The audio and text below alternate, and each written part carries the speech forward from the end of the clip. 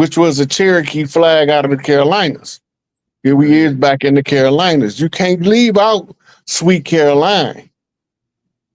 That flag was in Salem too. The cities, it was more than like 100 cities of Salem over here, and all them cities. That flag. None of them biblically named cities was named them biblical names before the church came over here. Yeah, that's right. That's right. But I'm saying like it was a none of them biblical names applied to anything over here before 1492. Jericho City, the only cities that still got their names is the ones with Kemetic names and a couple other ones with what they call Greek names. Because we was teaching them suckers. That's how we knew all their languages. Yes, right. This is my next question. My next question is, okay, so after 1492, we get all the Spanish Inquisition, Black conquistadors, everybody coming over that period of time. Then we get to the next key pivot point in them conquering colonizers. Pocahontas, Montaoka, who was the Parliament princess 1607. Okay, first of all, you got to say, what do the Pocahontas mean? Go ahead. The secret is in the name they gave. Pocahontas means she just acted. Yeah, but her real name was Montaoka. But who named her Pocahontas? I guess it's a tribal word. It's a tribal word. That means that whoever called her Pocahontas was working for our side. Because the name means that she's a fraud. She's faking. She's a little girl playing a part in the park with the rest of the kids. But her name was she's not real. Her name Montaoka. Right, I understand that, but I'm focused on Pocahontas right now. What does it mean? It's a message there for the tribes to know that it's a fraud at work. That's why they changed her name to Pocahontas. Okay, I'm with you on that. Because she was a fraud. She wasn't the rightful heir. Okay. They used her and sensationalized her, but the elders say she was faking. She was playing a part. She was an actress. Okay, I'm with you on that part. A fictitious character. Yeah, I got you. So that brings me to my next question. I got you. She was an actor. Because I'm getting them parts down about how they pull that off. Now. Okay, so but the thing is, they use her son Thomas Roth as to set up their first business, their first what they call a colony. It was a company business, and so what is your things on there about them being able to use him, saying that he was the Parliament princess's son, and therefore he had blood rights connection to her dad. And that ties him back into the land. So all of his family members is bloodline with him. Why do you think the elder told us his mama was acting? She what they done. And you read the story of what they said about his son, it can't be true. He can't be the rightful heir because the elder said that she was just an actress. Go ahead. She was a character put in play to use birthright. And then you tell the story about her son usurping the birthright. Go back over the story. You just told the story of why they told us that she was just faking. They were trying to tie themselves into the vine, these particular dark-skinned Moors. They try to tie themselves to the land. Yeah, right. It's easier to tie to the vine than it is to tie to the land. Go ahead. That brings me to my next question. The vine, you can tie to the vine just by marrying somebody from the bloodline. That's right. But you can't tie it to the land if you can't trace it beyond that point. Okay, that's right. And all this leading back. So they transplant themselves. They transplant themselves. They usurpers. Usurpers. So come to find out that all of these companies, the 13 colonies. Now we get to the 13 colonies. The establishment of 13 colonies, which the Moors in Britain set up essentially. Come to find out that it wasn't no prisons over here until after they came, the 1600s.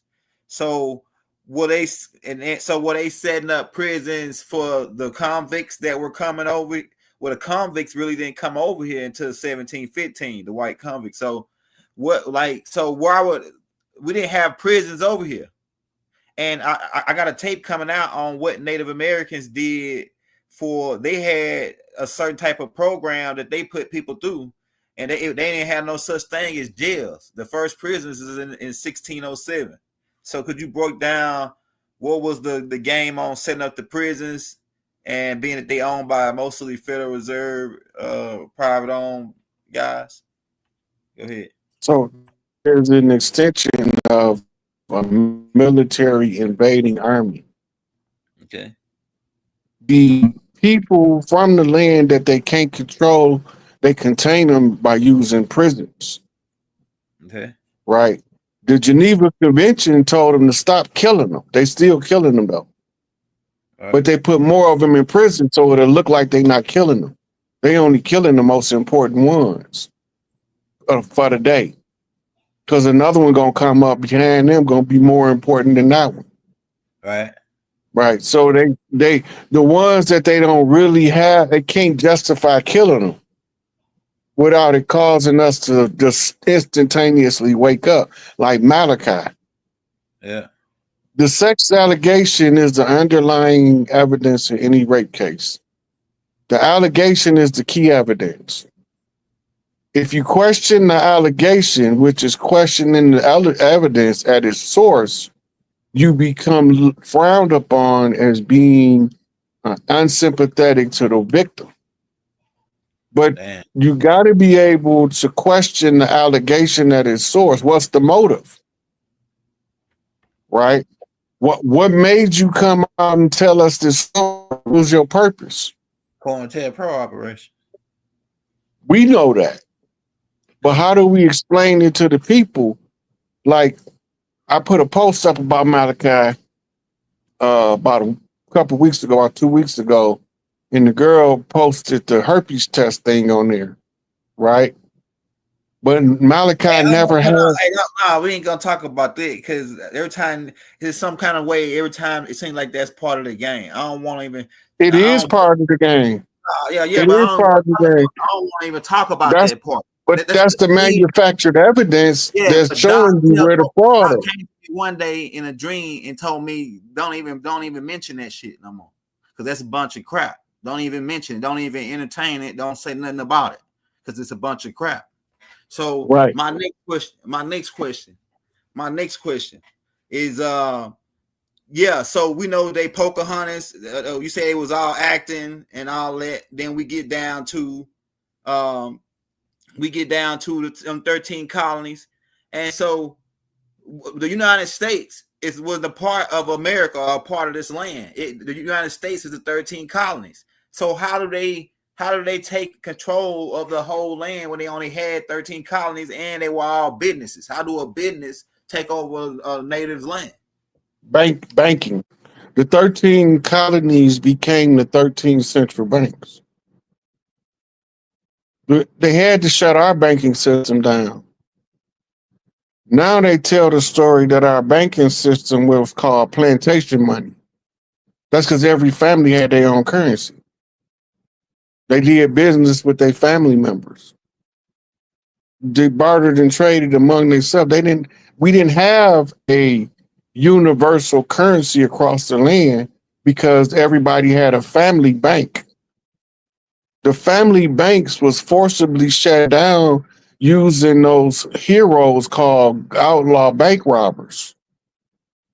The reason why they did that is the same reason why they have economic hitmen today, because they got to establish their supremacy across the land, right?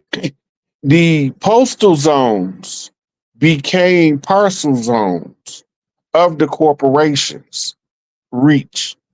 Every time you put up a post box, you extend their jurisdictional range under the postmaster. Go ahead, Rod. We're leading into it. Right, which gives us something called zip codes. right? What is a zip?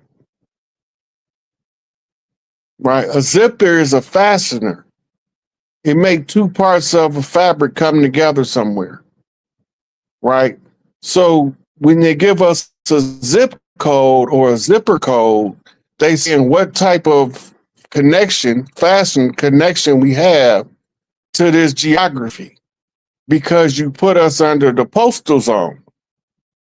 The postal zone is the parcels of jurisdictional authority of the federal government. It has nothing to do with we the people, and it has everything to do with we the central banking systems. Yeah, addresses. Right. Addresses is used to be given different, right? I would say I would write young elder a letter, but I send it to his big mama house, and then the uncle responsible to bring elder family mail, it'll be in that package. Right. This is where your Pony Express came from. Family members communicating across the land, but they turned into the postal service, right? Which was the first ones that started off with the shootings. Well, first it was restaurants, Jack in the Box, McDonald's, right? Then it was the postal service. Right? I'm telling you something with these mass shootings about what area they searching for control over. When the post office was making people go postal, that was because they was losing traction on their contract. So they needed to create the distraction. The distraction takes us to the 2 World Trade Center bombing and the Oklahoma City bombing, right? Because they got to give us 3 major knocks before they move to strike for power.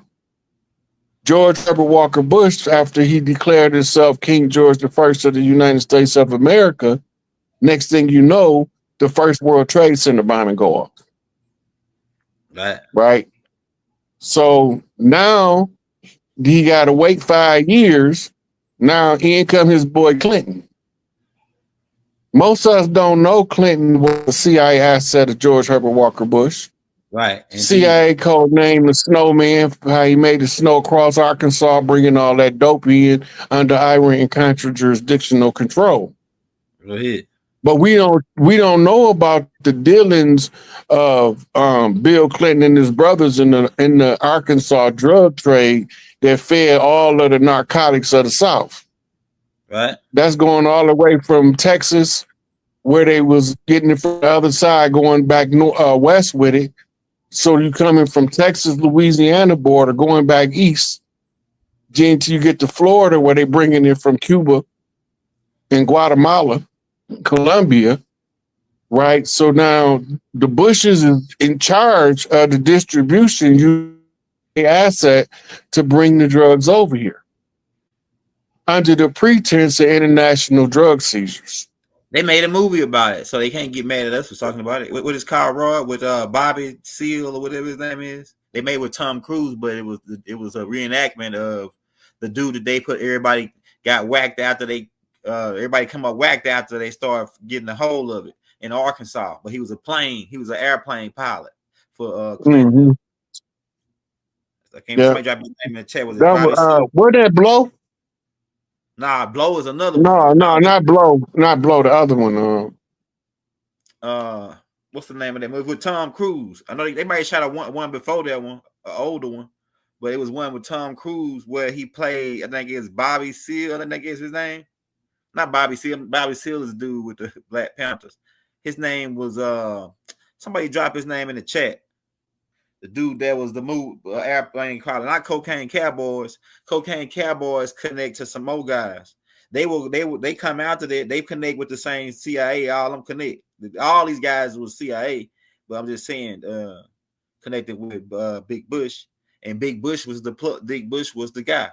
Hey, which brings me to my next question. Now, so we got the 13 colonies. They started once they got broke free from King George and the British moved. They never broke free. Well, yeah, they never broke. Go ahead. That's the great falsehood. They've been so they've been selling us in batch roll birth certificates. And Trump first administration, he ran the British ship out of the harbor of DC. Go ahead.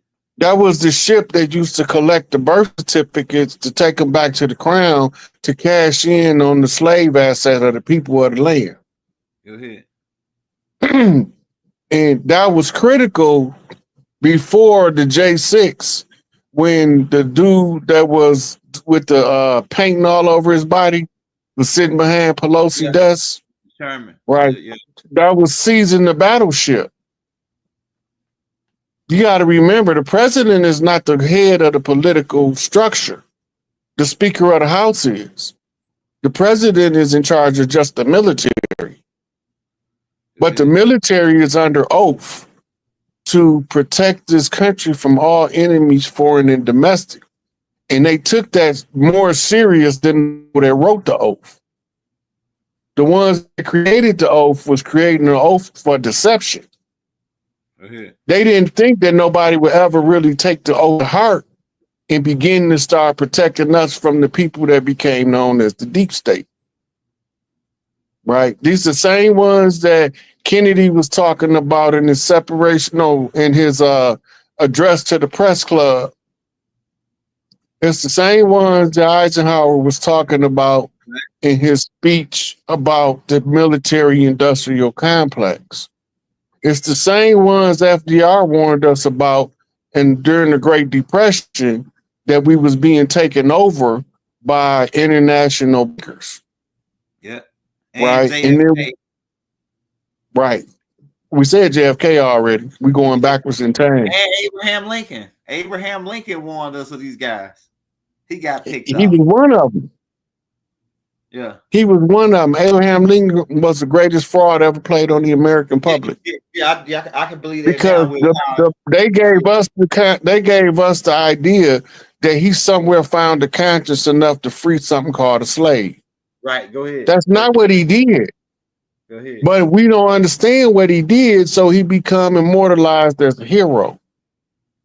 But what he actually did was deprivatized it and made it a national pursuit of government to enslave all of the people, from the ones who used to own slaves to the ones who used to be their slave, and everybody in the middle. Yeah, he just switched the slave property over to the United States Congress. Right. That's what the emancipation was, to transferring the jurisdictional authority to own slaves from the private sector to the public. Right. But what got him now you can't privately. Yeah, now you can't privately own slaves because they got something called kidnapping, unlawful restraint, involuntary servitude. All these terms that they made, they violate every one of them every day, but we can't violate none of them. Yeah, that's facts. That's facts. That's because there's war. The British Crown is in charge of the war. And when King George founded the barristers, he told them in the charter to use the legal system to take everything from the people of the land. That's why the Dred Scott case say that no black man has any rights that a white man is bound to respect. No standing in law at all. Right, because the law has nothing to do with us. It's a salvage right pursuit based on the crash of the Plymouth. But we didn't land on Plymouth Rock. Plymouth Rock landed on us. Yeah, shout out Malcolm X, man. So when we realized that the Mayflower was the good ship Plymouth, yeah, and we realized that it actually ran into a sandbar right outside DC, where they left the commemorative Plymouth Rock stone at. Then we understand how they put us into this international legal bind using the international court that was created by the Vatican that had already told them they had the first claim of right to the land by papal order, right? By discovery right, right? Right, because we didn't have any rights they was bound to respect ever. Yeah, we savages. So we can force. Yeah, we have to assert our own rights. they're not going to respect us asserting our rights. And this is how you have somebody that be absolutely right in what they saying, and they still don't give a damn, lock their ass up. Right. Because we don't have any rights that they don't respect any of our rights because they operating under war protocol, and we are the sworn enemy, as we already showed you. By the time 1933 came around, they published it in the military notice in the Black's Law Dictionary. Mm-hmm. I didn't write it. I just showed y'all where it was at. Now that you know that there was somebody attacking us, the video I gave you that brought up Russell J. Gould, I didn't even care about Russell J. Gould. He irrelevant to me. Right. The part that was most important was the military man explaining the Admiralty part. Right. And how they asserted the Admiralty jurisdiction, because they used the postal zones in order to establish what's called salvage zones. Remember, we legally dead because we had a shipwreck, and the good ship Plymouth we crashed our ship into their landmass. Into their ship. Right. Our landmass is our ship. So they boarded our ship under hostile circumstances. Right. That's called an invasion in the definitions of war terms. When a foreign enemy forced themselves onto somebody else's territory, that's an invasion. Go ahead. They worried about illegal Mexicans coming back to Mexico that's part of America now, that they should have been able to go and come freely anyway if you wouldn't have changed the lines of demarcation. Go ahead. All of that was Mexico. So you're saying that if what side of the land you got caught on is what side of the land you trapped on. Right. Right. So when they set up all of those states, California, New Mexico, Arizona, Nevada, Texas, that's all Mexico. They can't be illegal immigrants because they was already on that land. Right.